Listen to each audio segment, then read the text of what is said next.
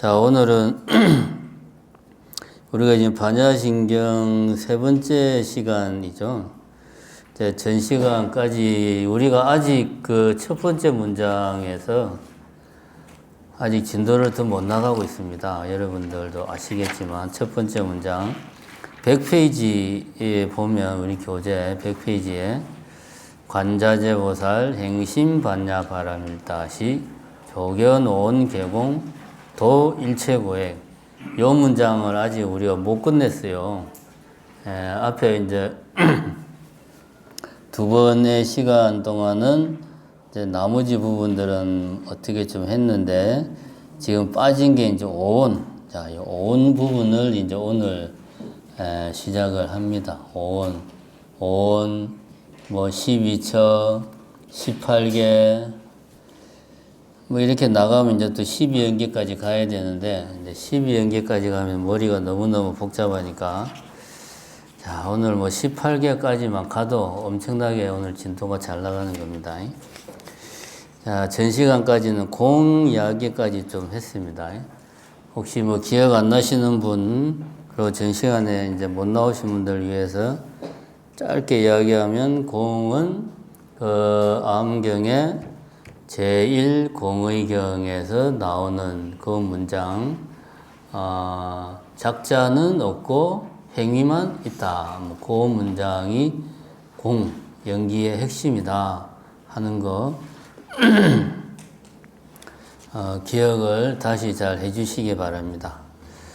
이제 나중에 또 하다 보면 이야기할 거니까요. 오늘은 이제 오온을 한번 이야기해 봅시다. 103페이지에 보면 오온에 대한 본격적인 이야기가 나옵니다. 오온, 색온, 수온, 상온, 행온, 식온. 이 오온의 집합으로서의 나.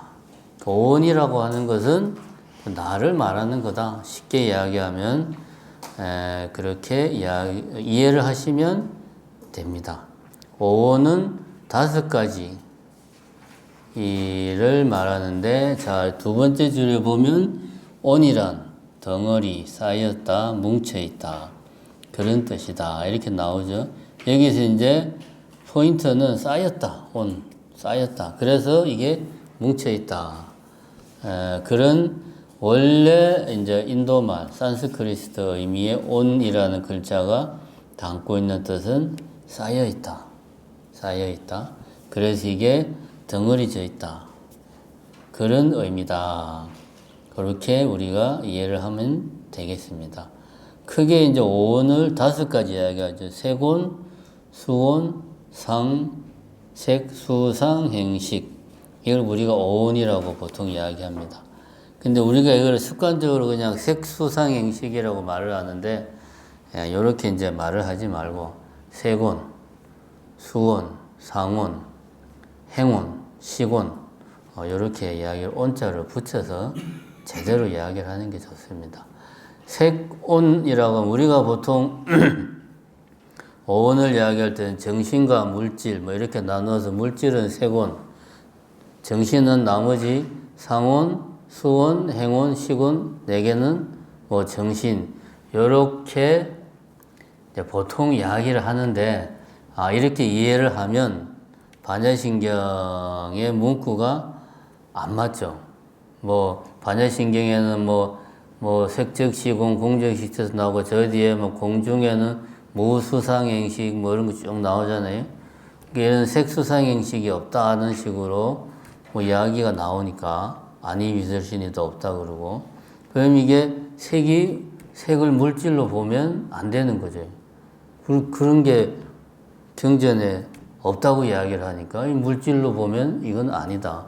그러니까 물질이 아닌 뭔가 다른 것일 거다 라고 우리가 추측을 할 수가 있어요. 이제 그게 뭔지 자, 한번 차근차근 한번 알아봅시다. 첫 번째 색온입니다. 여기 우리 정심사에 500전이라고 있어요. 대웅전 뒤에 500전 앞에 장미가 한 송이 피어 있는데, 자, 이거 이제 내가 500전 앞에를 가니까 뭔가가 있어. 뭔가가 하여튼 있어. 그냥 뭔가가 있는 겁니다. 내 눈에 보이는 뭔가가 아니고, 자, 이 문장을 잘 봅시다. 뭔가가 있다는 느낌이 내 안에 생긴다. 이 느낌이 세곤이다. 그러니까 실제 내 눈앞에 있는 그 무엇인가가 아니고, 뭔가가 있다는 느낌. 그것이 세곤이다. 그러니까 일종의 세곤은 어떻게 보면 어떤 마음의 작용, 마음의 활동이죠. 뭔가가 있다는 느낌. 두 번째, 수원. 근데 그 뭔가가, 자, 아직 장미가 아니에요, 아직. 그냥 뭔가예요. 이 뭔가가 보니까 아름다워. 아름답다라는 단어를 생각하기 전에 그냥 우리가 그런 경험이 있잖아요. 아주 아름다운 경치를 보는 순간 나도 모르게 감탄사가 탁 절로 나오는 이런 느낌. 그러니까 뭐 이걸 보고 야 정말 하늘이 너무 새파랗구나 이런 단어 이런 묘사하기 전에 그냥 아름답다는 느낌이 내 마음속에서 확 들 때 그런 걸 말하는 겁니다. 이 뭔가가 있는데 그게 내 마음속에서 느껴지기에 참 아름다워. 이런 느낌이 이제 수원입니다. 수원.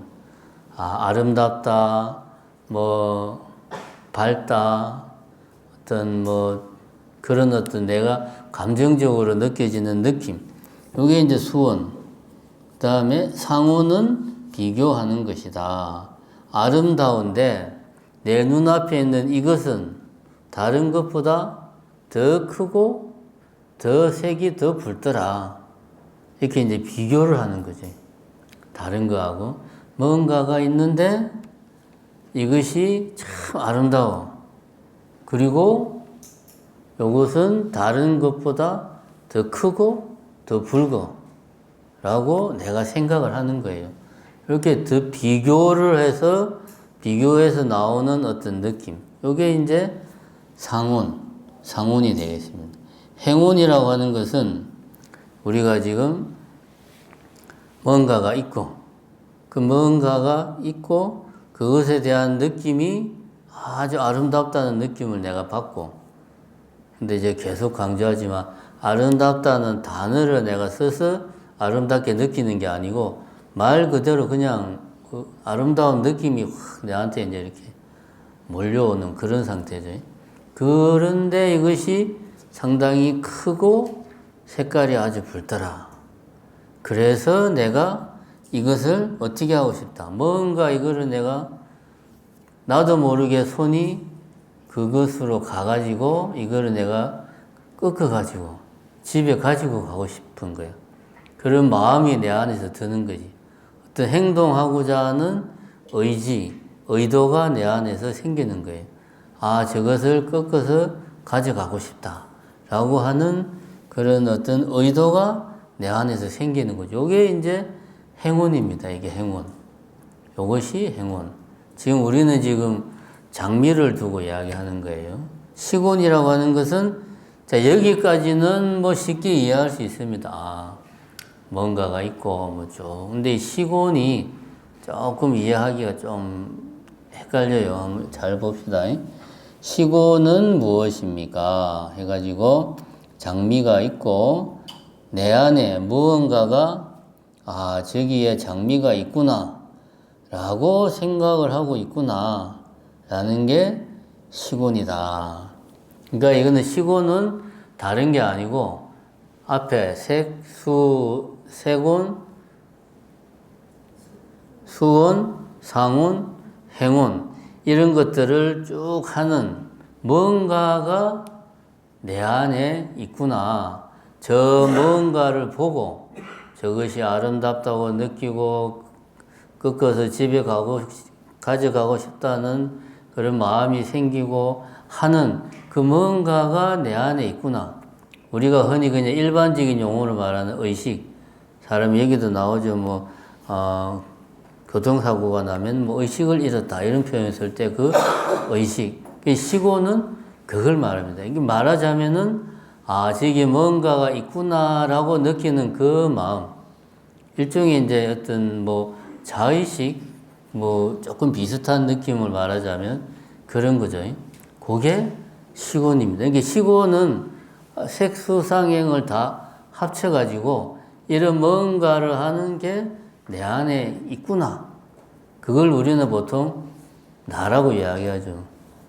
내가 요즘 상당히 기분이 우울해. 뭐 예를 들면 이런 표현을 할 때 그 나. 오늘은 왠지 마음이 좀 불안해. 할 때 그 불안해하는 그 마음. 예를 들면 그걸 말하는 거죠. 그거. 그러니까 일종의 뭐 자의식. 우리가 쉽게 생각하는 나. 내 안에 어떤 뭔가를 보고 있을 때 아, 이 내 안에 뭔가가 보고 있구나 하는 그 부분이 시곤이다. 그럼 이렇게 정리를 하면 오온이라고 하는 거는 달리 말하면 그냥 내 자신을 말하는 거예요. 내가 있다는 느낌. 지금 내가 뭔가를 보고 있구나. 지금 내가 뭔가를 듣고 있구나. 내가 지금 뭔가를 하고 있구나 하면서 내 자신에 대한 가지는 느낌. 요것이 그냥 오온이다. 근데 이걸 왜 그러면 오온이라는 표현을 쓰느냐, 불교에서. 아까 이제 온이라 하는 것은 쌓인다는 그런 말이라고 했죠. 5가지 측면에서 뭔가가 막 쌓이는 거예요. 그러니까 결국은 이게 어떤 실체가 있는 게 아니고,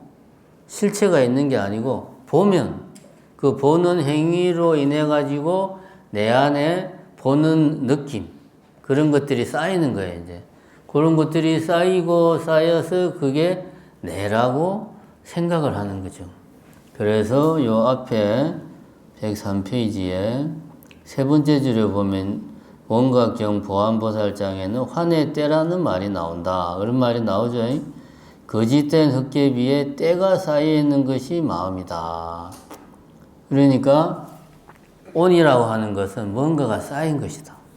이게 실제하는 것이 아니고 내가 뭔가를 보는 행위를 할 때, 뭔가를 듣는 행위를 할 때 그런 행위로 인해서 내 안에 내가 있다는 느낌, 보는 내가 있다는 느낌이 계속 쌓이고 쌓인다는 거지. 듣는 내가 있다는 느낌이 계속 쌓이고 쌓인다. 그런 것들이 모여서 아, 내가 있구나 라고 하는 느낌이 내 안에 생겨난다는 거죠. 이것이 이제 불교에서는 그래서 뭐 나라는 표현보다 오온이라는 표현을 그래서 쓴다. 이렇게 여러분들이 이해를 하면 되겠습니다. 그러니까 요거를 이제 다른 식으로 말하면 뭐 주관이라고도 말할 수 있죠. 뭔가를 우리가 보면 보는 내가 있고 보이는 대상이 있다. 그래서 보는 내, 여기에서 보는 내가 일종의 이제 이 불교에서 말하는 오온에 해당하는 거죠. 보는 내가. 자, 우선 여기까지 오온에 대해서 그냥 그런가 보다. 요 정도 일단 이해를 합시다. 일단 이 정도 이해를 해 놓고 다음에 이제 104페이지 제일 위에 보면 이제 원각경 구절을 이제 인용을 하고 있습니다. 깨끗한 보배구슬에 오색을 비추면 그 빛에 따라 보석구슬이 여러 가지 색으로 다르게 나타나는데 어리석은 사람들은 그 보배구슬에 실제로 오색이 있어서 빛이 난다고 생각한다. 이제 원각경에 나오는 말이에요. 그러니까 여기 그러니까 보배구슬 우리가 쉽게 상상하자면 다이아몬드가 있어요.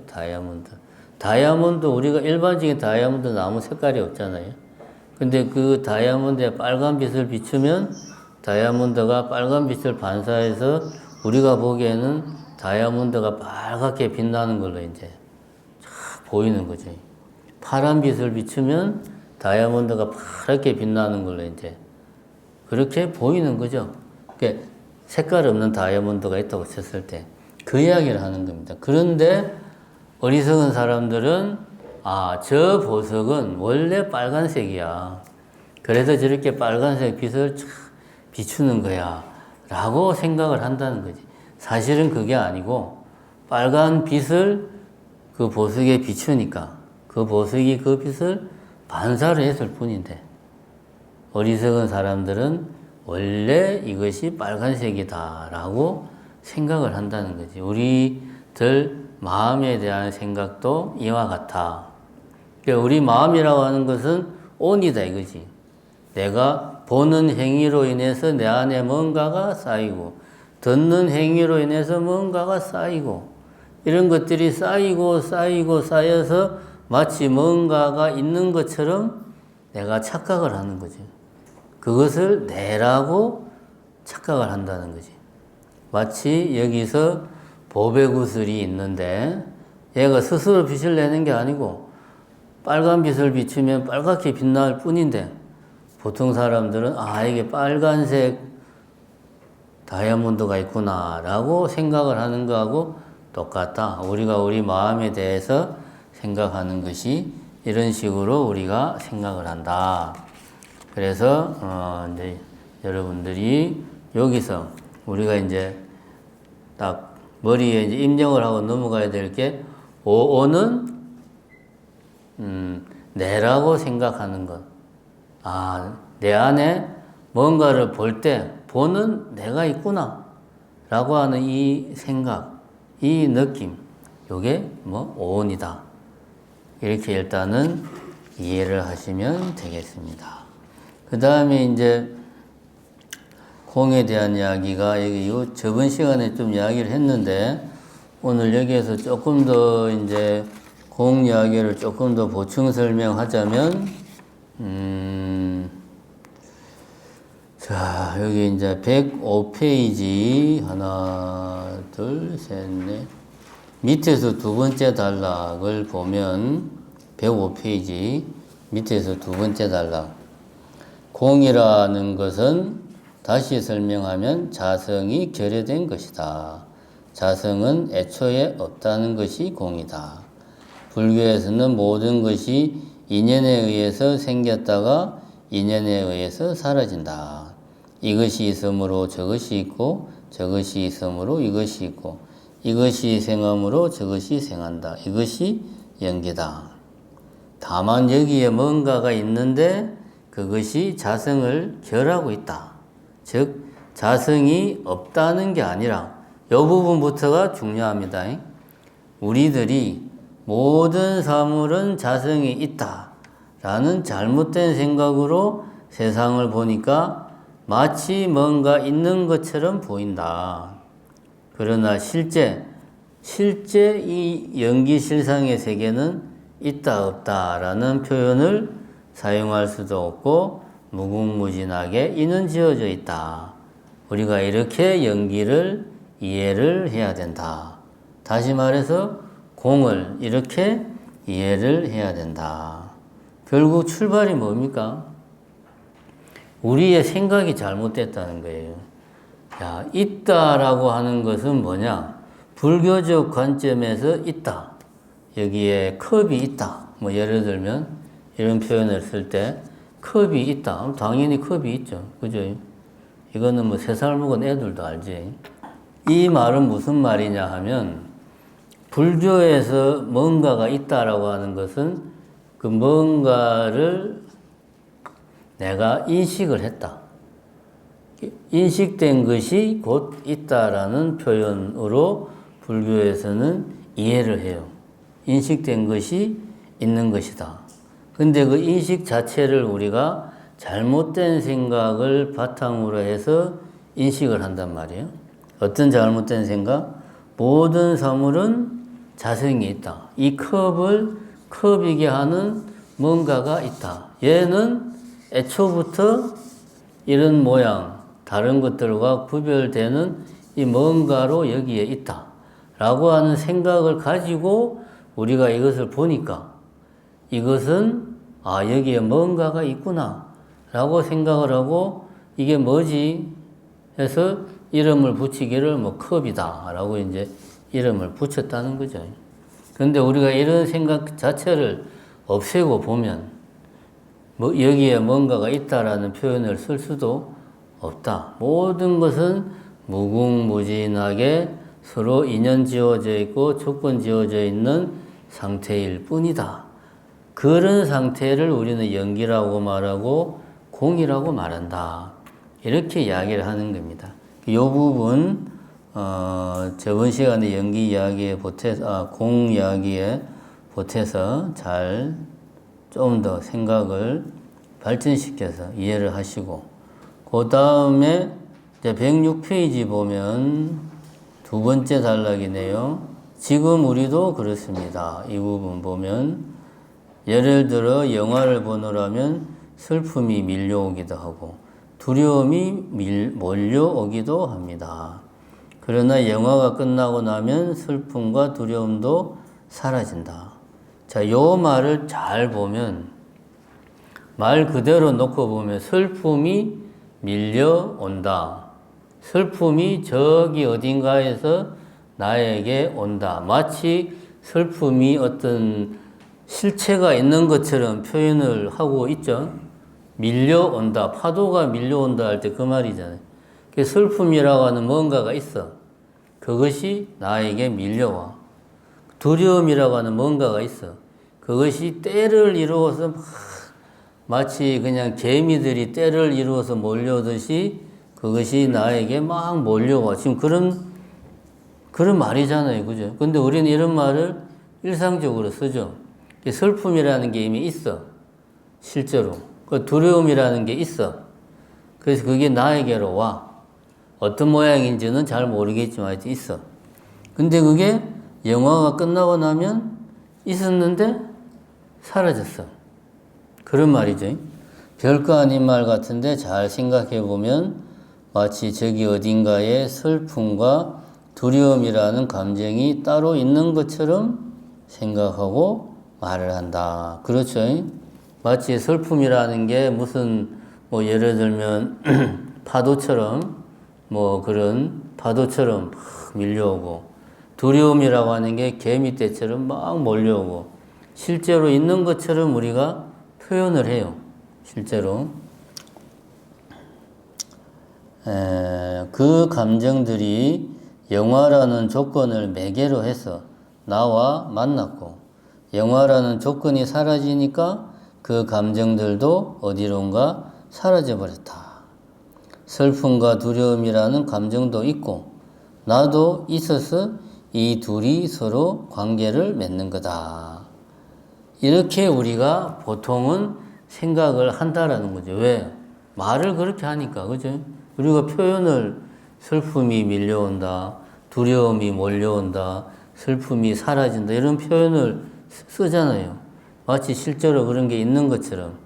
그래서 슬픔이 있고, 내가 있고, 영화라는 것이 중간에 매개를 해서 슬픔과 내가 서로 관계를 맺고, 그래서 서로 슬픔과 내가 서로 슬픔의 어떤 슬픔을 조건으로 해서 내가 내 감정도 슬퍼지고 등등 이런 식으로 우리가 보통 생각을 한다는 거죠. 근데 이렇게 생각을 하면 이거는 불교적으로 이해하는 것이 아니다. 이렇게 생각하는 게 바로 자성이 있다는 생각이죠. 슬픔이라는 게 있고 두려움이라는 게 있고 내가 있고 그래서 각각이 이런저런 어떤 조건이 맞으면 서로 관계를 맺고 이게 이제 자성이 있다는 생각을 해서 우리가 출발하는 거예요. 그래서 다시 105페이지에 보면 이런 잘못된 생각으로 세상을 보니까 뭔가가 있는 것처럼 보이는 거다. 그런데 그런 것이 아니다 하는 이야기입니다. 그런 것이 아니다.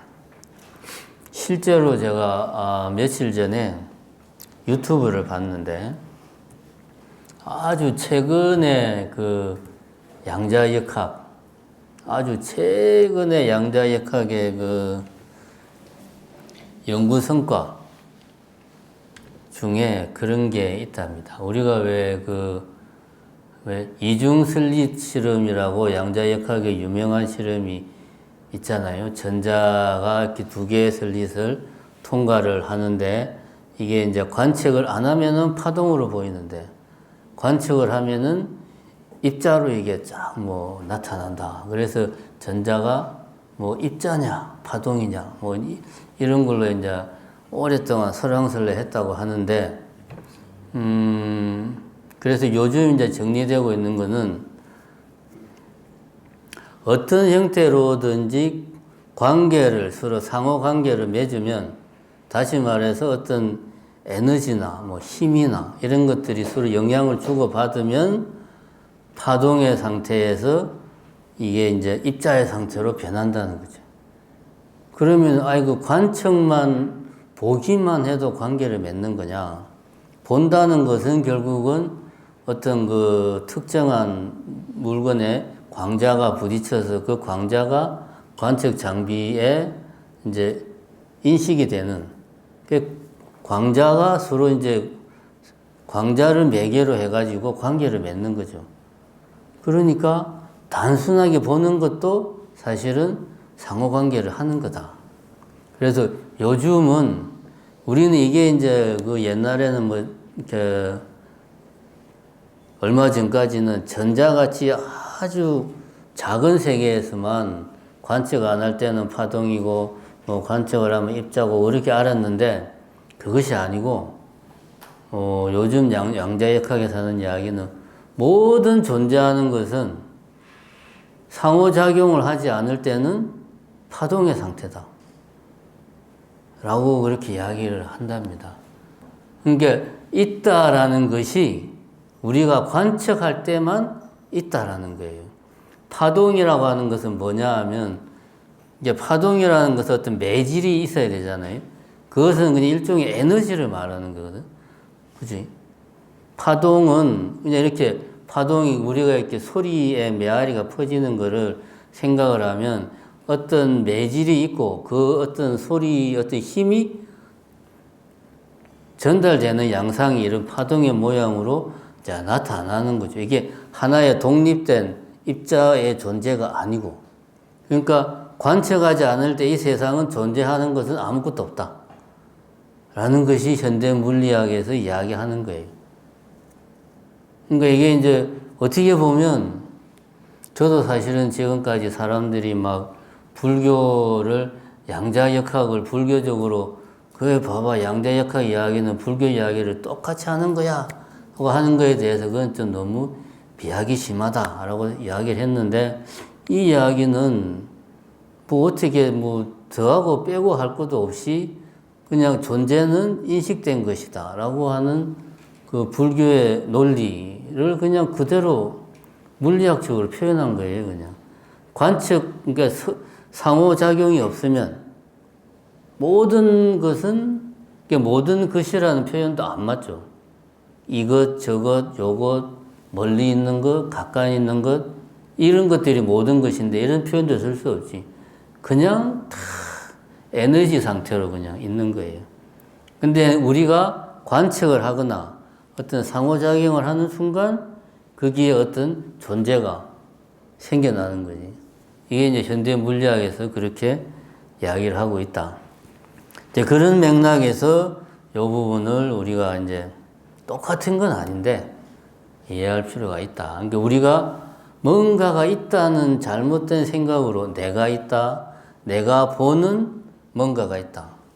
철학적으로 말하면 보는 주체가 있고 눈에 보이는 대상이 있다 라는 생각을 전제로 우리가 이 세상을 대하니까 마치 뭔가 있는 것처럼 생각을 한다는 거죠. 근데 그 뭔가라는 게, 이걸 우리가 컵이라고 하는 거는 오로지 그냥 우리가 그렇게 이름을 그냥 붙였을 뿐이에요. 이걸 우리가 임의로 다른 것과 구별을 했을 뿐이죠. 이렇게 공을, 연기를 일단은 이해를 하자. 그래서 이제 우리가 불교를 처음 공부할 때 제일 쉽게 빠지는 오류가 방금 전에 이야기한 A가 있고 B가 있고 A와 B가 서로 상호작용하는 것, 관계를 가지는 것이 연기다 라고 생각하는 것은 연기에 대한 잘못된 이해다. 요거 우선 머릿속에 입력을 하고, 왜 우리가 그렇게 이해를 하느냐 하면은 우리가 이제 말을 할 때 106페이지 제일 밑에 이제 말에 속으면 자성이 있다고 착각한다. 우리가 말을 할 때 말을 하려면 이름을 부여해야 되고 이름을 부여하려면 이것은 이것과 다른 무언가로 구별이 돼야 되고 이것을 이것답게 하는 뭔가가 있다고 내가 생각을 해야 돼요. 그래서 이걸 컵이다. 뭐 이거는 책이다.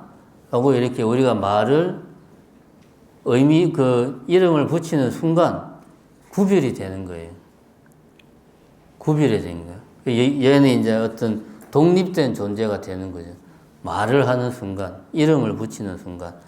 이제 얘가 나옵니다. 요거는 내가 만든 게 아니고, 이제 어떤 책에서 제가 본 거예요. 근데 얘가 이제 아주 생생한 거라서 예를 한번 봅시다. 할머니, 젊은 어머니, 어린 아들, 딸. 이렇게 이제 3대가 사는 집이 있다. 할머니, 어머니, 아들과 딸. 3대가 사는 집이 있어요. 이 집에 단지가 하나 있어. 단지. 이거는 뭐냐 하면 이제 우리는 제3자니까 이게 뭔지 알아. 이게 뭐냐 하면 할머니가 시집 올 때 갖고 온 요강이에요. 요강. 요강에 이제 단지가 있는데 요강이야. 근데 아들이 오타네. 엄나가 아니고 어머니에게 물었어. 이 단지가 뭐냐? 엄마도 젊은 사람이라서 요강이 뭔지 몰라. 그래서 딱 보니까 뭔가 좀 고추장 단지처럼 생겨가지고 양념 담는 그릇이야 라고 보통 부모들은 자식이 물으면 아는 척 해야 되잖아. 몰라도 대충 그렇게 이야기를 했어요. 근데 어느 날 이 엄마가 이 단지에 고추장을 이제 담으려고 하니까 그것을 본 할머니가 화를 냈겠죠. 요강에다가 고추장을 담으려고 하니 당연히 화가 나지. 어디 요강에 고추장을 담냐? 하고 버럭 화를 낸 겁니다. 그러니까 요 상황에서 자, 누가 잘못 생각하고 있냐? 엄마가 생각을 잘못하고 있냐? 할머니가 생각을 잘못하고 있냐? 우선 여기까지만 보면 젊은 엄마가 잘못 생각하고 있을 수 있죠. 그죠? 그럼 그 다음을 봅시다.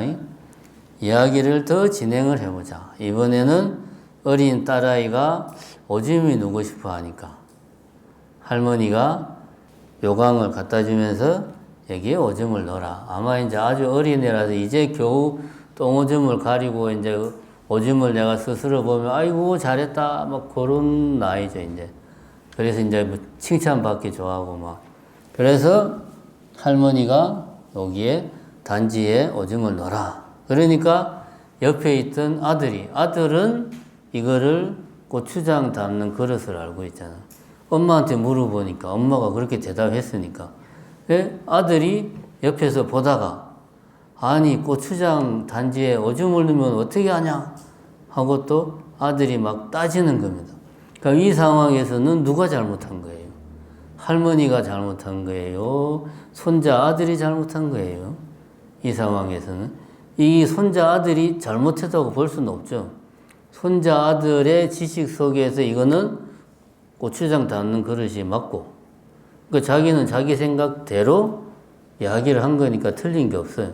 할머니는 당연히 요강에다가 오줌을 넣는 건데 할머니가 볼 때도 틀린 게 없죠. 이 둘 다 잘못된 게 없어요.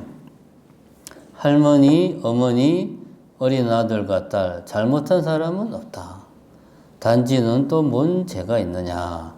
멀쩡한 단지로 놓고 어떤 사람은 요강이라고 하고 어떤 사람은 양념 단지라고 하면서 싸우는 겁니다. 중요한 거는 그냥 뭔가가 거기에 있는 겁니다. 요강으로 쓰면 요강이 되고 고추장을 담으면 고추장 단지가 된다. 이것은 애초부터 요강이다 정해놓고 그러니까 여기는 오줌만 넣어야 돼. 이게 아니라는 거죠. 요강으로 쓰면 요강이 되고 고추장 단지로 쓰면 고추장 단지가 된다. 요 이야기를 조금 확장하면 저번 시간에 어떤 분이 질문했잖아요. 스님들은 출가하면 이제 열심히 수행정진을 해야 되는데 그러면 다 스님들은 깨달음을 얻어야 되는 거 아니냐. 근데 왜 현실에서는 그렇지 못하냐. 그러니까 이런 질문을 하는 사고의 명점이 뭡니까? 스님은 태어날 때부터 예를 머리를 깎는 순간 그때부터 아주 그냥 완전 무결한 수행자로 되는 거죠. 마치 어떤 단지를 이것은 요강이야 라고 말을 하는 순간 이 단지는 그때부터 영원히 요강으로 그냥 규정되는 거죠. 요강으로 쓰지도 않았는데 요강이라는 말을 붙이는 순간 얘는 영원히 요강으로 돼요. 어떤 사람이 있는데 이 사람의 행을 보기 전에 이 사람은 뭐 스님이다. 이 사람은 교사다. 라고 어떤 그 사람의 존재를 규정을 하면 그것이 그 사람을 결정한다고 생각하는 게 우리들의 사고죠. 이것이 이제 자성이 있다는 사고방식의 연장선상에서 우리가 이런 생각을 하는 겁니다. 나는 부모니까 자식들에게 모범적인 모습을 보여야 돼. 너희들은 나의 자식이니까 내 말에 순종하고 따라야 돼. 이거는 행에 따라서 뭔가가 결정되는 게 아니고 어떤 존재냐에 따라서 결정되는 거죠. 이러한 잘못된 생각이 우리들로 하여금 어떤 그러니까 자성이 있다라고 하는 생각을 뿌리 깊게 한다는 거죠. 연기라고 하는 것은 행을 통해서 이 단지를 고추장 담는 그릇으로 쓰면 고추장 단지가 되고 고추장 담는 그릇으로 쓰다가 얘를 깨끗하게 씻고 소독을 해서 요강으로 쓰면 그때부터 얘는 요강이 되고 현실적으로 그럴 일은 별로 없겠지만 또 이거를 깨끗하게 소독을 해서 여기서 이제 고추장을 담그면 고추장 단지가 되고 어떤 행을 하냐에 따라서 그것이 무엇이냐가 정해진다는 거죠. 행이라고 하는 것은 불교에서 말하는 업이잖아요. 업. 행에 따라서 결과가 정해진다. 이게 이제 업보잖아요. 업보. 이게 연기사상도 제1공의경에서 이야기하는 것이 그거죠. 행위자는 없고, 그러니까 작자, 뭔가를 하는 행위자, 작자는 없고 행위만이 존재한다. 이 말이 작자가 없다는 말은 자성이라고 할 만한 것이 없다라는 말이고, 행위만 존재한다는 말은 무엇을 하냐에 따라서 결과가 정해진다. 업에 따라서 그 업에 따른 과보가 나타난다. 그 과보의 상태로 우리 눈에 보이는 것이 예를 들면 컵이다, 마이크다, 이렇게 우리 눈에 보이는 것이다. 그것은 업에 따른 과보로서 우리에게 보이는 것이다. 이것이 연기법인 거지. 아까 말했듯이 A가 있고 B가 있고 A와 B가 서로 상호작용하는 것이 연기법이다. 이렇게 이해하는 것은 잘못 이해하는 거다. 자, 요렇게 일단 이해를 하시고 다시 우리가 이제 저 뒤에 100 몇 페이지입니까? 130페이지. 자, 이제 오온. 우리가 이 반야신경의 첫 번째 문장에서 이제 오온을 공부를 하면 요 이제 첫 번째 문장은 어느 정도 좀 이해를 합니다. 제가 저번에도 이야기했지만 불교 팔만대장경의 내용은 반야신경 안에 다 압축이 되어 있고 반야신경의 내용은 첫 번째 문장 안에 다 들어가 있다. 그러니까 불교가 뭐냐라고 누군가 물어보면 반야신경 첫 번째 문장을 이야기를 해주면 된다. 그렇게 제가 이야기를 한 기억이 있습니다. 요 이제 첫 번째 문장에서 다른 것들은 좀 했고 오온 이야기를 조금 했고요. 자, 여기 이제 오온에 대한 이야기 조금 더 부연 설명하는 걸 봅시다. 131페이지 첫 번째 단락에서 보면 자, 세 번째 세 번째 줄에 보면 내 머릿속에 장미에 대한 이미지가 만들어지면 그것이 바로 오온입니다. 실제 꽃이 아니라 내 마음속에 만들어낸 이미지가 바로 오온이다. 이렇게 우리가 이해를 하면 되겠다. 그러면 우리의 모든 번뇌는 어디서 비롯되느냐? 그 다음 단락에 나오죠. 실제로 존재하는 그 무엇과 내 마음속에 내가 만들어낸 이미지를 동일시하는 것. 내 마음속에 있는 이미지인데 실제로 내 눈앞에 내 밖에 있는 그 무엇으로 내가 착각을 해서 모든 번뇌가 비롯된다.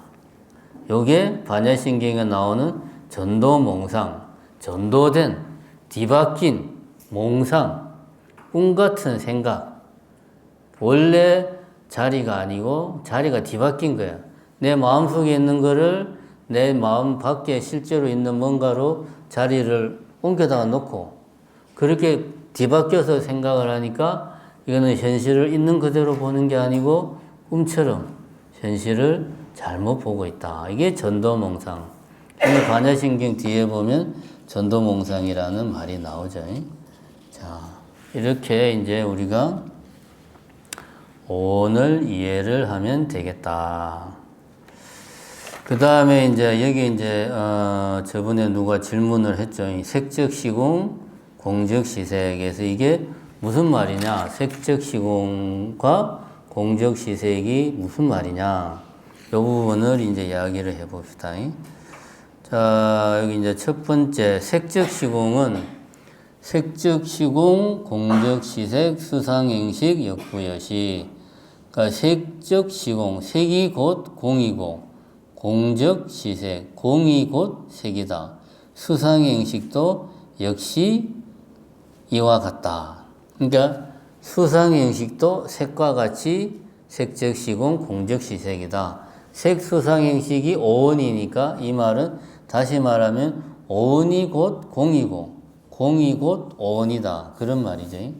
그러면 왜 굳이 같은 말을 A는 B고 B는 A다. 이런 식으로 말을 했냐.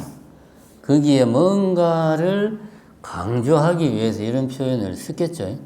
그냥 심심해서 이런 표현을 쓰진 않았겠지. 오는 공하다. 여기서 말하는 색적 시공. 수상행식, 역부여신을 생략하고 색수상행식을 다 같이 이야기하는 거예요. 오는 공하다 하는 말은 이거죠. 오는 아까 말했죠. 뭔가 보는 내가 있다는 생각. 이게 오온입니다. 공하다는 말은 뭔가 조건 지어져 있다. 그런 의미를 가지고 있는 거죠. 그 조건 지어지는 방식은 첫 번째가 이제 이것이 어떤 자성이 있는 것이 아니고 오로지 복잡하게 중중무진 법계 속에서 막 얽히고 설킨 그런 관계만이 있다. 두 번째는 공하다는 말은 행위, 어떤 행위와 그 행위의 결과로 나타나는 과보, 많이 존재한다. 이런 부분을 이야기한다. 색적 시공이라는 부분은 첫 번째로 오온이라고 하는 것은 조건 지어져 있다라는 부분을 표현을 하는 거죠. 요거는. 그러니까 내가 보는 내가 있다는 느낌은 뭔가가 어떤 이렇게 아무것도 없는 상태에서 보는 내가 있다는 느낌을 가질 수가 없죠. 뭔가 내가 보는 행위를 해야 돼. 그지? 보는 행위를 하고 그 보는 행위에서 보이는 뭔가 대상이라고 우리가 생각하는 그 뭔가가 조건이 지워져서 보니까 보는 내가 있고 보이는 대상이 있구나라고 우리가 생각을 한다는 거지. 행위에 의해서 조건 지워져서 보는 내가 있다는 느낌이 생기는 거죠. 그러니까 오온은 자기 스스로 독립적으로 홀로 존재하는 것이 아니고 어떤 행위에 의해서 다른 것에 조건 지어져서만이 존재할 수 있다. 그래서 색즉 시공, 오는 공하다 라는 표현은 이런 뜻이고, 반대로 공즉 시색, 공한 것은 오온이다. 공은 그 오온이다. 공이라고 하는 것은 말 그대로 아무것도 없는 것이 아니고 오온이다. 뭔가가 있는 거지, 이제. 왜 공은 뭔가가 있는 것처럼 우리에게 느껴지느냐? 그거는 이제 연기, 공의 두 번째 측면, 아까 말했지만 우리의 행위. 내가 뭔가를 했을 때 그 업에 대한 과보로서 우리에게 보여지는, 나타나는, 등장하는 것이 이 세계란 말이에요. 연기실상의 세계. 우리는 그것이 뭔가가 있다라고 사실은 이제 잘못 생각하지만 엄밀하게 말하면 모든 행위의 과보로서 그러한 것들이 있다는 거죠. 그러니까 공이라고 하는 것은 곧 업보다. 업에 대한 결과물이다. 이것이 공의 두 번째 측면이다. 이것을 이야기하는 것이 공적시색, 공은 곧 색이다 라고 하는 것은 공의 두 번째 측면을 이야기하고, 색적시공은 공의 첫 번째 측면을 이야기하는 거다. 첫 번째 측면은 작자는 없다라는 측면, 두 번째 측면은 오로지 행위만이 있을 뿐이다 라는 측면, 이 두 가지를 우리는 합쳐서 연기다, 공이다 이렇게 표현을 하는 겁니다. 그 이야기가 132페이지에 나옵니다. 색적시공, 공적시생은 그런 이야기다.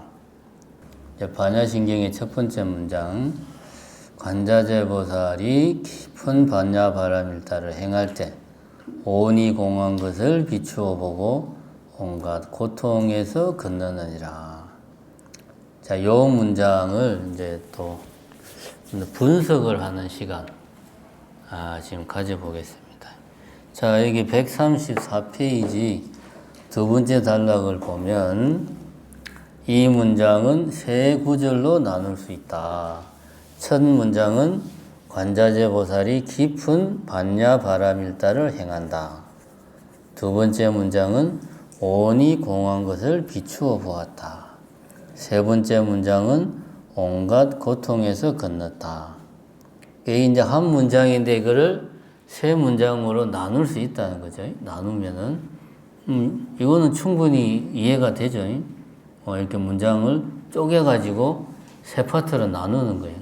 나누어가지고 뒤에서부터 읽는 거예요. 세 번째 문장부터 읽으면은 어떻게 되느냐, 이렇게 된다는 거죠.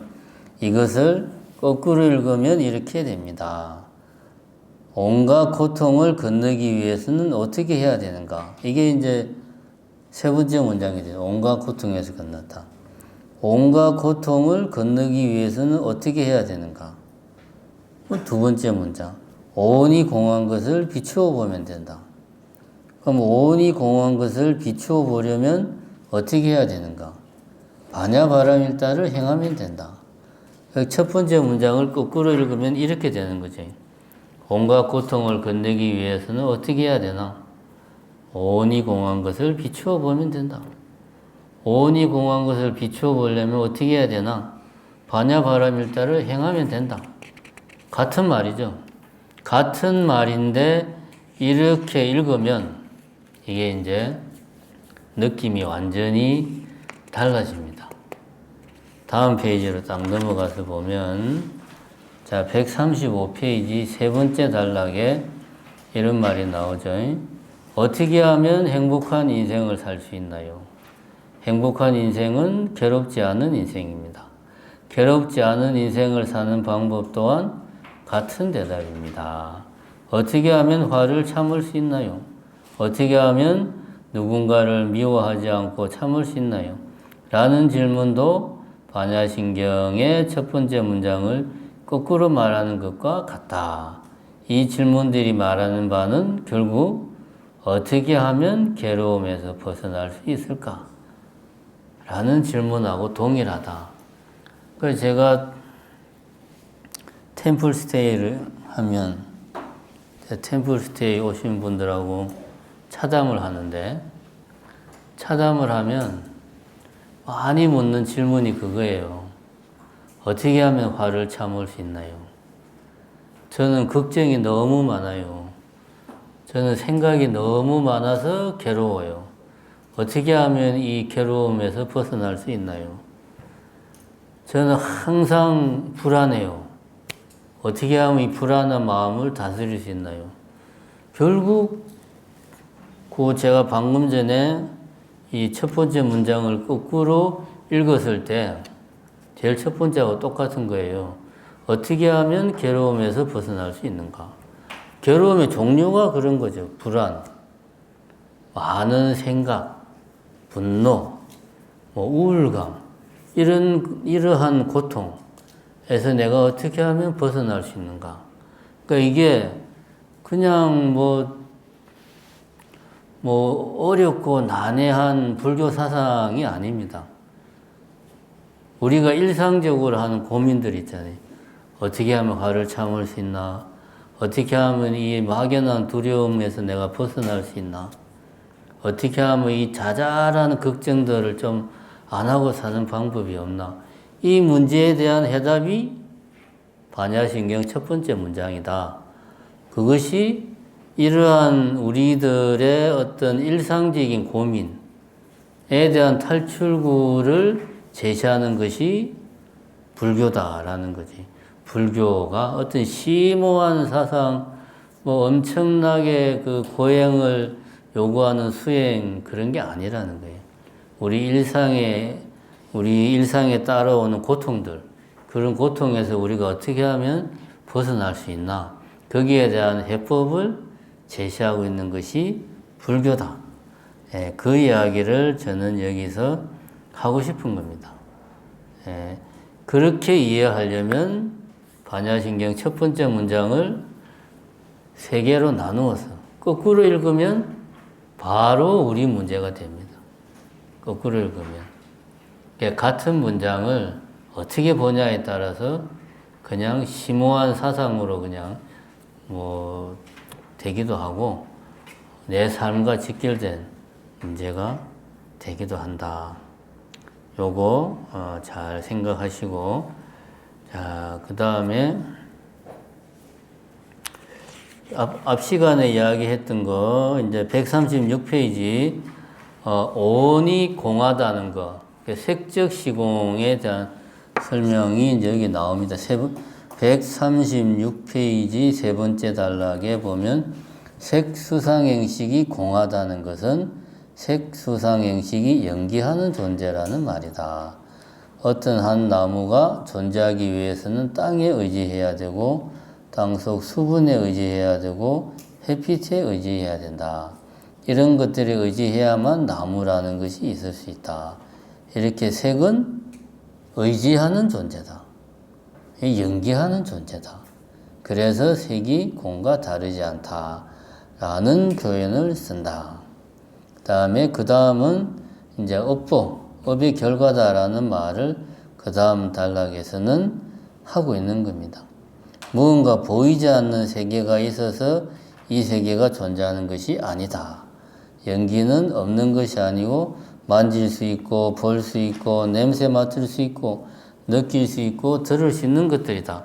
이런 것들은 원래 그런 게 아니고 업의 결과, 그 과보로서 행의 결과, 그 과보로서 우리에게 보여지고 들려지고 하는 것이다. 그래 이것이 공적시색의 의미다. 그런 이야기. 요거는 앞 시간에 한 겁니다. 그럼 이제 넘어가서 요 다음에 이제 그 다음 문장 반야신경 우리가 이제 드디어 첫 번째 문장을 이제 넘어갔어요. 첫 번째 문장을 넘어가 가지고 색적 시공, 공적 시색, 색불이공, 공불이색 요 문장을 지금 했고 그 다음에 나오는 게 이제 반야신경의 사리자여 시 제법 공상 불생불멸 불구 부정 부정불감 사리자여 모든 법은 제법은 공상 공하다. 그래가지고 불생하고 불멸하고 불구 더럽지도 않고 부정 깨끗하지도 않고, 부증, 늘지도 않고, 불감, 줄지도 않는다. 제법은 공해가지고 그 공의 속성은 이런 것이다. 공이라는 것은 어떤 속성이 있느냐? 불생불멸이고 불구부정이고 부정불감이다. 이것이 공의 속성이다. 라고 이야기를 하고 있습니다. 이것만 놓고 보면 뭐 영원한 것, 변화하지 않는 것, 그렇게 우리가 받아들여집니다. 그렇죠? 생멸하지도 않고 늘어나거나 줄어들지도 않고 뭐 깨끗하거나 더럽지도 않고 그 뭔가 이렇게 영원한 것, 절대적인 것, 궁극적인 것, 막 그런 것들을 머릿속에서 우리가 떠올릴 수가 있어요. 그죠? 그런 느낌이 들죠? 보면. 요 말만 놓고 보면 그런 느낌이 듭니다. 그러나, 자, 137페이지를 봅시다. 그 다음 페이지. 보면 네 번째 단락. 그렇다면 내가 보고 듣는 모든 것들은 나고 멸하고 늘었다 줄었다 하지만 그렇지 않은 무언가가 있구나 라고 생각됩니다. 불구부정 부정불감이라는 말을 보면 뭔가 변하지 않는 게 있구나, 그것이 공이구나 라고 우리가 생각할 수 있다. 그런데 그 말이 아니다. 여기서의 법은 연기실상을 말하는 것이다. 실제 이 세계, 진리의 세계, 내가 보건 보지 않건 존재하는, 있는 이 세계, 인식하기 이전의 세계를 말하는 거다. 인식하기 이전의 세계는 생하고 멸하는 것이 아니고 원래 공하다. 인식하기 이전의 세계는 깨끗하지도 더럽지도 않고 늘지도 않고 줄지도 않는다. 왜냐? 원래 그런 게 아니고 이유가 있다. 그 이유가 그 다음에 나옵니다. 자, 법이라는 말은 여러 가지로 쓰인다. 여기서는 존재를 의미한다. 불교에서는 일종의 틀로, 저기 틀이라는 말은 그냥 개념, 이렇게 이해하면 됩니다. 뭐, 이렇게 생긴 시계도 시계, 이렇게 생긴 시계도 시계, 다 시계처럼 생긴 것들을 우리가 다 뭉뚱그려서 시계다라고 생각하는, 이런 걸 우리가 개념이라고 이야기하죠. 무언가를 보고 시계라고 생각하게 하는 머릿속의 틀, 컵이라고 생각하게 하는 틀을 말한다. 사실 정해져 있는 것은 우리 마음속의 틀이다. 이 부분이 중요합니다. 정해져 있는 것은 우리 마음속의 틀이에요. 이 틀은 당연히 고정되어 있어야 돼. 시계라고 하는 것의 어떤 틀이 고정되어 있지 않으면 우리는 어떤 것에 대해서 이것이 시계인지 아닌지 정확하게 판단할 수가 없죠. 시계에 대한 개념이 분명해야지. 어떤 때는 이렇게 생긴 게 시계였다가 어떤 때는 뭐 이렇게 생긴 게 시계였다가 이러면은 우리가 시계에 대한 올바른 판단을 할 수가 없습니다. 당연히 우리 마음속의 틀, 이 개념은 정해져 있어요. 정해져 있는 것은 우리 마음속의 틀이다. 우리는 그런데 실제 현실 세계의 그 무엇을 내가 붙인 이름과 동일시한다. 즉, 이 내가 머릿속에 가지고 있는 시계라는 틀, 그것하고 실제 내가 시계라고 말하는 그 무엇하고를 우리는 동일시한다는 거죠. 이게 이제 아까 앞 시간에서 말한 전도몽상이죠. 머릿속에 있는 것을 실제 있는 그 무엇과 동일시하거나 내지는 실제 있는 그 무엇을 머릿속에 있는 이미지로 대치를 하는 거죠. 우리 머릿속의 이미지 혹은 정보는 고정되어 있다. 그래서 고정된 그 무엇에 이름을 부여하는 것이다. 고정되어 있으니까 이름을 부여할 수 있죠. 이것이 끊임없이 변화하면 이름을 부여할 수가 없죠. 그러나 실제 현실 세계에서 머릿속에 그것과 상응한다고 생각하는 그 무엇은 당연히 머릿속에 그것과 정확하게 일치하지 않는다. 이거는 우리가 이제 그 플라톤에서 말하는, 플라톤 철학에서 말하는 이데아 이야기죠. 시계의 이데아는 딱 정해져 있어. 시간을 뭐 측정하는 것, 뭐 이런 어떤 그런 용도로서 정해져 있어요. 이거는 변화하는 게 아니에요. 그런데 실제 현실 세계에서 우리가 시계라고 간주하는 그 무엇은 이렇게 생긴 시계도 있고 이렇게 생긴 시계도 있고 뭐 하여튼 다양한 모습, 다양한 기능의 시계들이 있고 또 비슷한 모양이라도 더 낡은 시계, 더 새 시계, 뭐 고장난 시계, 잘 가는 시계, 다양한 실제 현실 세계에는 똑같은 시계라는 게 있을 수가 없죠. 그게 실제 현실이죠. 그러나 실제 현실 세계에서 머릿속에 그것과 상응한다고 생각하는 그 무엇은 머릿속에 그것과 일치할 수가 없다. 우리 머릿속에 있는 것은 어디까지나 일종의 틀이다. 말하자면 붕어빵을 구울 때 쓰는 붕어빵의 틀과 실제 각각의 붕어빵은 같은 것이 아닌 것과 같은 이치다.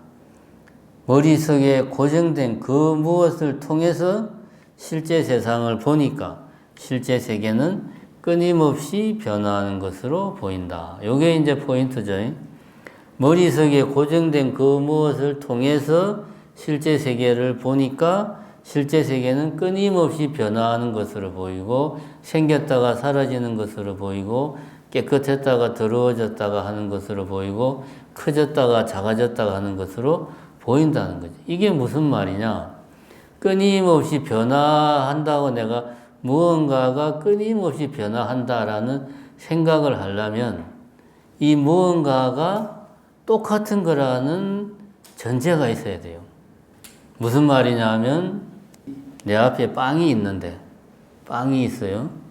빵이 있는데 내가 빵을 빵집에 가서 사왔어. 그리고 내가 이 빵을 놔두고 내가 산책을 갔다 와서 먹으려고 빵을 놔두고 나갔는데 갔다 오니까 빵이 반밖에 없어. 누군가 내 빵을 반을 먹은 거야. 그럼 내가 그걸 보고 빵이 반밖에 없네. 누가 내 빵을 먹은 거야? 라고 생각할 거 아닙니까? 우리가 이런 생각을 하는 이유가 뭡니까? 온전한 모양의 빵도 빵이라고 생각하고 반만 있는 빵도 빵이라고 생각하니까 이런 빵이 요렇게 변했네? 라고 생각하는 거죠. 이 두 개가 완전히 다른 거다. 예를 들면 이거는 빵, 이거는 국수. 뭐 예를 들면 라고 한다면 우리는 그렇게 생각을 안 하겠죠. 같은 동일한 거라고 생각하니까 변한다는 이야기가 나올 수 있어요. 왜 동일하다고 생각하느냐? 머릿속에 하나의 틀로 좀 커도 이거는 빵, 조금 작아도 빵, 조금 맛이 약간 가도 빵, 맛이 없어도 빵, 맛이 있어도 빵. 머릿속에 빵이라는 틀에 다 끼워 맞추니까 맞아. 그러니까 동일한 틀로 다 맞으니까 다 모양이 달라도 같은 빵이에요. 그러니까 얘는 변화하는 것으로 우리가 인식을 하는 거야. 왜? 동일한 틀로 똑같은 것이라고 우리가 머릿속으로 간주를 하니까. 이런 동일성을 전제로 하니까 변화라고 하는 것을 우리가 인지를 하는 거예요. 그래서 얘 깨끗했는데 더러워졌다. 애가 좀 컸는데 작아졌다. 뭐 여기 있었는데 없어졌다.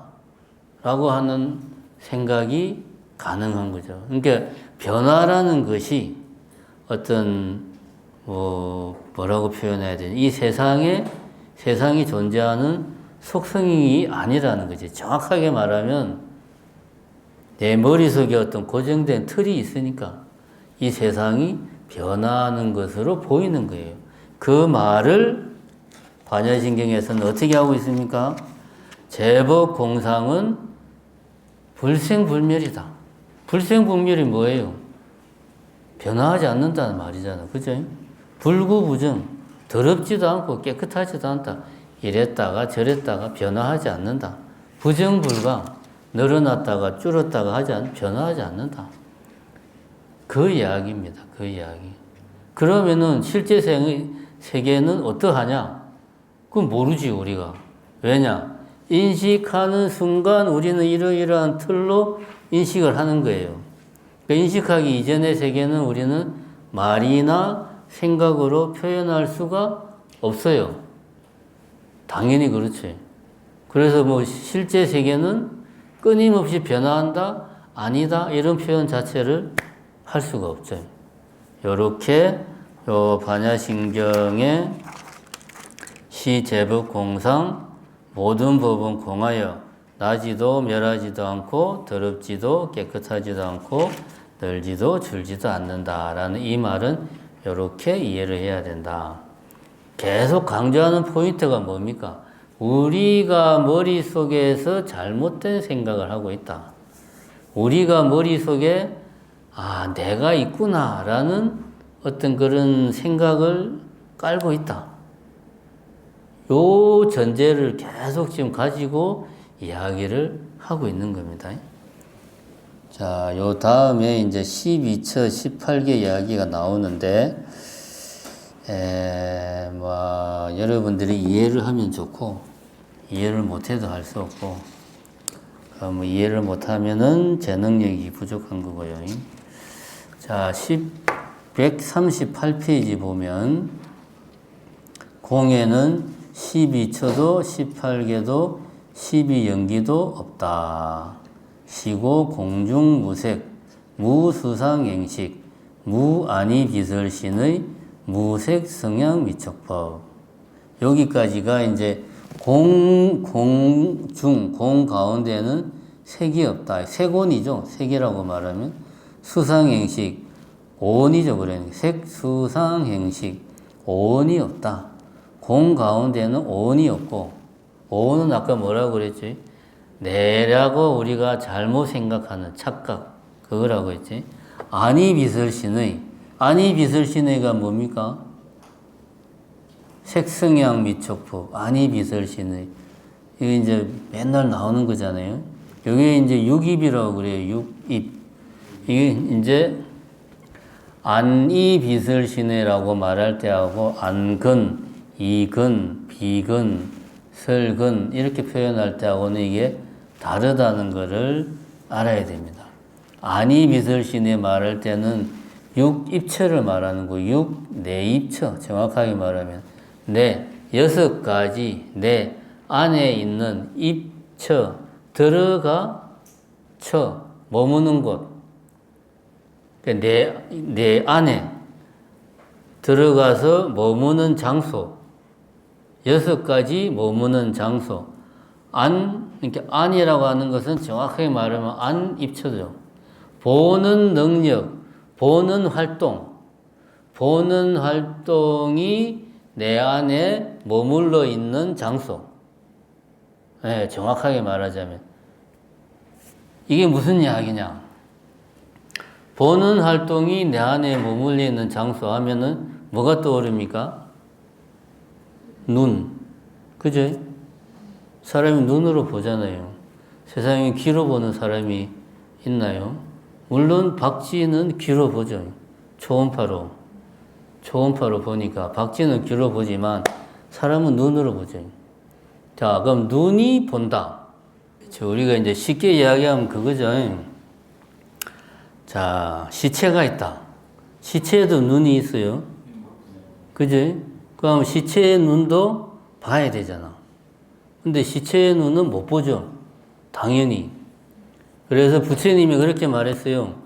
이 육입처는, 그러니까 육입처, 이거는 이제 수명에 의지한다. 이런 표현이 하여튼 있어요. 그러니까 이거는, 본다라고 하는 것은 하나의 그 활동을 이야기하는 거예요. 보는 활동. 내가 살아있어야 수명에 의지한다는 말은 하나의 그거는 보는 활동이라는 말이거든. 그 살아있어야지만이 행위를 할 수 있는 거 아니에요. 만약에 여기 이제 시체가 있으면 시체는 살아있지 않기 때문에 보는 행위를 할 수가 없어요. 시체도 눈이 있고 나도 눈이 있지만 나는 살아있으니까 보는 행위를 할 수 있고 시체는 보는 행위를 할 수가 없죠. 이 차이입니다. 그래서 우리가 안입처라고 하면은 우리가 생각하기에 지금 이야기했잖아요. 눈으로 본다. 눈을 통해서 뭔가를 본다. 우리가. 라고 잘못 생각한다는 거지. 눈이라고 하는 게 눈 안에 보는 활동이 거기에 있어가지고 내가 아까 말했죠. 안입처 보는 활동 안이 입 들어가 처 머무는 곳이 어디다? 눈이다 라고 우리가 생각하는 거예요.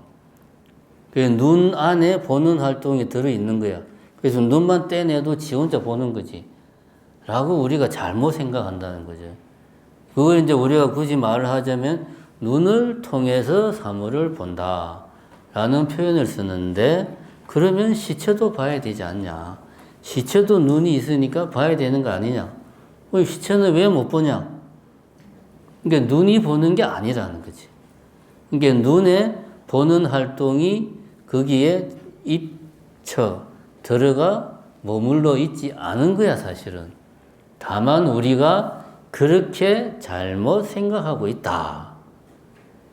그러니까 이 육입처는 눈에 보는 활동이 들어가 있다라고 생각하는 잘못된 생각. 이게 이제 안입처. 그럼 이제 색입처는 반대로 말하면 되겠죠. 뭔가 저것이 나도 봐야 되겠다. 외부에 있는 대상이 형태나 소리 등을 통해서 인지가 된다. 외부에 뭔가가 있어가지고 그것이 나에게 인지가 된다 라고 생각하는 게 색입처라는 거지.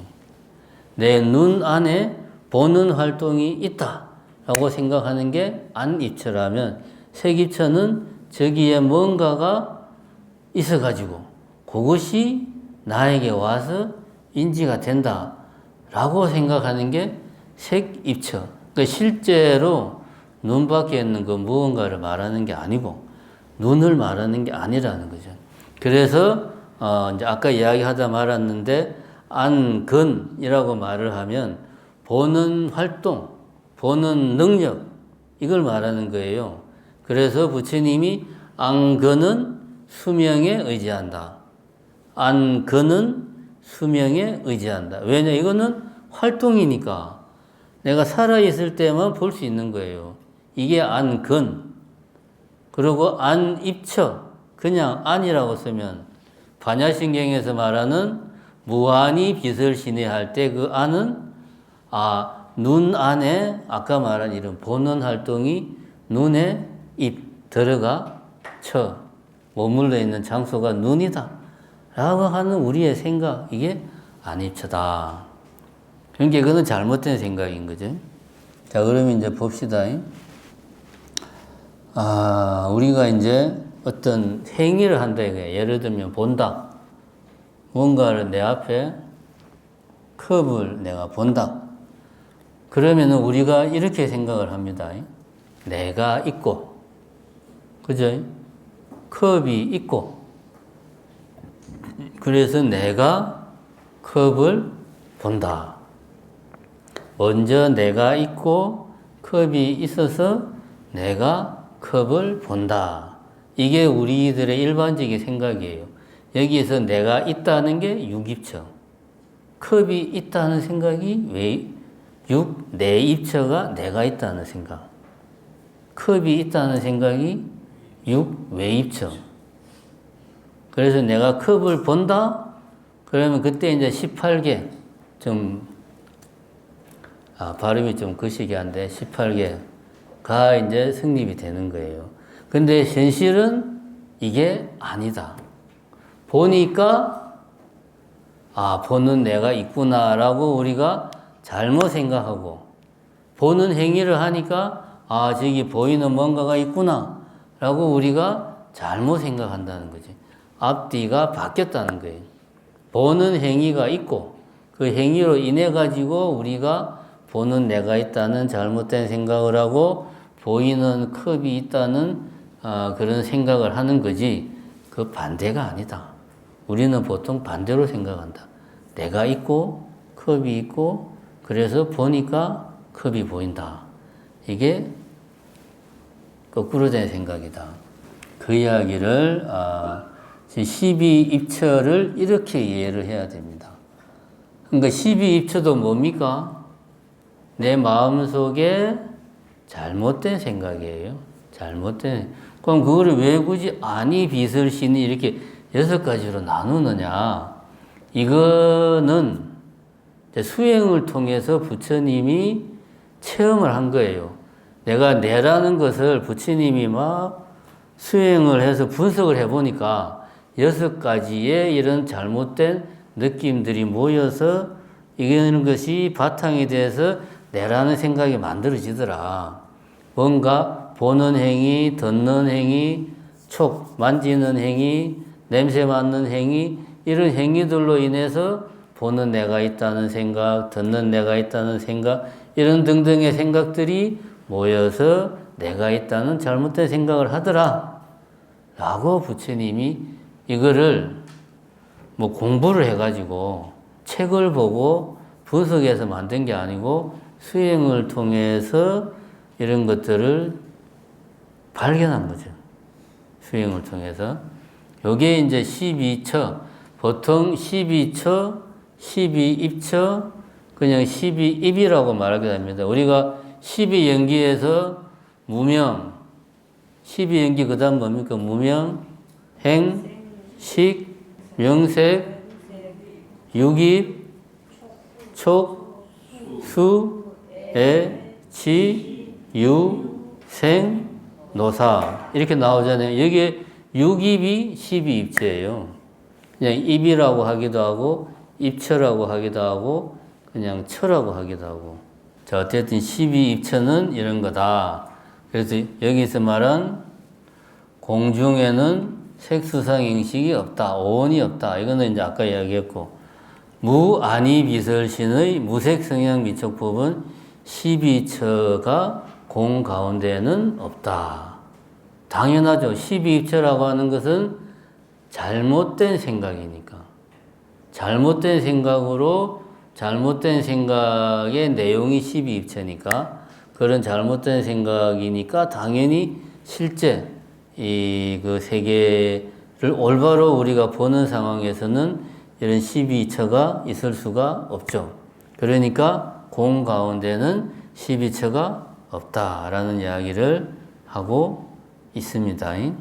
그 다음에 무안개 내지 무의식계 무무명 무안개 내지 무의식계까지는 18개가 없다는 말이고, 그 다음에 무무명에서 영무무명진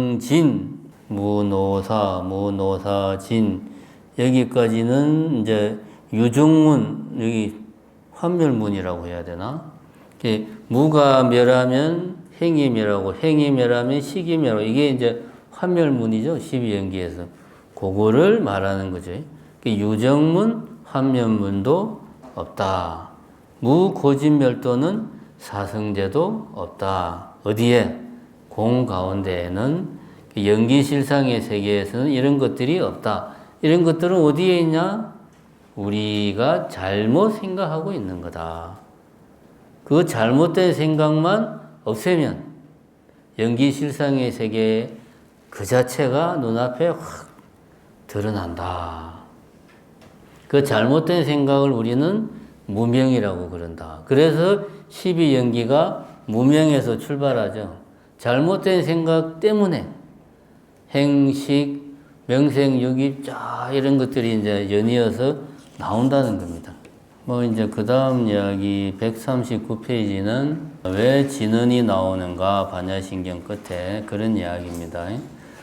진언이 나오는 이유는 다른 게 아니고, 이게 이제 초기 대승불교가 등장을 하면서, 부파불교가 어떤 승가만의 좀 폐쇄적인 어떤 교학 위주의 불교로 빠지는 것을 비판을 하면서 대중과 호흡하는 불교로 거듭나기 위해서 당시 인도 사회에서 많이 이제 퍼져 있던 지금으로 말하면 힌두교의 어떤 문화를 불교가 수용을 하는 거죠. 그게 이제 진언이죠. 원래 진언은 불교 고유의 것이 아니고 이제 힌두교 문화인데 이게 이제 대중적이니까 그 당시 인도인들에게 진언을 외우는 거는 자연스러운 거니까 불교도 이거를 수용을 해서 진언을 수용을 했다. 뭐 그런 이야기가 나옵니다. 그래서 이제 반야신경도 이제 끝에 진언을 외우는 부분이 나옵니다. 그리고 육근과 육입처가 다르다는 이야기를 이제 142페이지에 잠깐 나옵니다. 그때 좀 보시면 되고 12처와 18개의 이야기를 감이 잘 안 올 수가 있어요. 그거를 비유를 들자면 이제 143페이지에 보면 비빔밥 이야기가 나오죠. 비빔밥. 자, 비빔밥 이야기가 나옵니다. 비빔밥을 만들기 하나, 둘, 세 번째 단락 보면 18개는 12입체에다가 6개의 식을 붙인 거다. 구별이 몹시 어려운데 비빔밥을 떠올리면 된다. 비빔밥을 만들려면 먼저 재료들을 구해야 된다. 당근, 양파, 콩나물, 감자, 김치, 밥 등등등 이 재료들을 모두 쫑쫑쫑 썰고 살짝 볶아서 준비를 해놔야 된다. 그 다음에 준비를 한 다음에 그릇에다가 넣고 비비면 비빔밥이 완성이 된다. 우리가 이런 과정을 거쳐서 비빔밥을 만들잖아요. 그러니까 세 가지 과정이 필요하죠. 먼저 각각의 재료를 준비하고, 뭐 가게에 가서 사오든 내가 키우든 재료를 준비하고, 그 다음에 그 각각의 재료를 손질을 하고, 세 번째 하나의 그릇에 넣고 비비고, 요 우리가 세 과정을 거쳐서 비빔밥을 만든다. 여기서 이제 뭐 우리의 인식이라는 것도 같은 맥락이다. 첫 번째 각각 준비된 자료는 일종의 뭐 12입처에 해당한다. 요렇게 우리가 이해를 하면 된다. 요거를 이렇게 요리를 해가지고 비빌 수 있게 완전히 비빌 수 있게 볶을 건 볶고 쫑쫑쫑 썰을 건 쫑쫑쫑 썰이고 쫙 그렇게 해서 세팅을 딱 각각을 세팅을 하면 이게 이제 18개가 되는 거고 안개 이게 이렇게 쫙 18개가 되는 거고 요걸 이제 다 비벼서 비빔밥을 만들면 이제 촉이 되는 거죠. 촉. 12연기에서 말하는 촉. 명색, 육입 다음에 촉이잖아요. 촉, 수, 애, 치 이렇게 나가잖아요. 그렇게 이렇게 이해를 하면 된다. 당장은 우리가 이걸 그렇구나 라고 이렇게 머릿속에 안 들을 수도 있는데요. 일단은 요 정도로 이해를 하시고, 그 다음에 12연기 부분은 우선 첫째는 저도 잘 모릅니다. 왜냐하면 12연기에 대해서 너무나 다른 주장들이 많아가지고 초기 불교의 주장하고 대승불교 초기의 주장하고 뒤에 주장하고 완전히 달라요. 그래가지고 이게 과연 어떤 게 맞는지, 오히려 12연기는 각각을 공부를 하면 할수록 더 복잡해져요. 그래서 우선 첫 번째는 제가 잘 모릅니다. 12연기는. 그래서 아직은 12연기에 대해서 딱 자신 있게 이야기할 수 있는 게 부족해서 12연기는 생략하고 다음 기회에 제가 능력이 되면 한번 시간이 되면 12연기를 한번 정리를 하도록 그렇게 하겠습니다. 이 정도로 하고 반야신경에 대한 공부는 일단은 마치는 걸로 하고요. 자, 지금부터 지금 8시 40분입니다. 질문을 하시면 답변을 해드리겠습니다. 네. 비유를 들면 그런 거죠. 자, 지금 내가 광주에 살고 있는데 어딘가로 가고 싶어요. 그냥 광주는 더 이상 살 수가 없어. 광주를 떠나고 싶어. 어딘가로 가고 싶은데 어디로 가야 될지 모르겠어요. 그래서 막 인터넷도 뒤져보고 막 하다 보니까 아, 서울이 참 살기 좋은 데다 라고 하는 이야기가 많이 나오는 거야. 문화시설도 많고 뭐 그냥 극장도 많고 공원도 많고 뭐 어쩌고 저쩌고 서울이 참 살기 좋은 데야. 그걸 보고 아, 서울이 살기 좋은 데구나. 광주보다 훨씬 살기 좋은 데구나 라고 안다고 해서 내가 지금 서울에 가 있는 게 아니죠. 서울에 가려면 어떻게 해야 됩니까? 서울에 가야지, 그죠? KTX를 타고 가든 내 차를 끌고 가든 걸어서 가든 하여튼 어떻게든 서울로 내가 가야 되잖아요. 서울이 어떻다는 걸 아는 거하고 실제 서울에 가는 거하고는 다르죠. 그런데 제가 처음 이야기의 전제가 그거 아닙니까? 광주를 벗어나고 싶어. 근데 어디로 가야 될지 전혀 모르는 사람하고 목적지가 정해진 사람하고는 삶이 다르죠. 서울에 가보진 않았지만 나 서울에 갈 거야 라고 생각하는 사람은 삶의 방향이 정해져 있죠. 아, 나는 해남도 아니고 부산도 아니고 일본도 아니고 서울로 갈 거야. 근데 방향이 정해져 있지 않은 사람은 오늘은 해남을 가고 싶었다가 내일은 일본에 가고 싶었다가 왔다 갔다 왔다 갔다 결국 이 사람은 어디도 못 가는 거죠. 이 차이가 있는 거죠. 그러니까 반야신경을 제대로 이해를 한다. 그러면 마치 아, 서울이 참 좋은 곳이구나. 서울에 가면 내가 여기서 누리지 못한 행복을 누릴 수 있겠구나 라고 하는 생각을 하는 게 이제 말하자면 반야신경을 제대로 이해하는 거고, 그 다음에 깨닫는 거는 그래서 내가 실제로 서울로 이제 가는 거예요.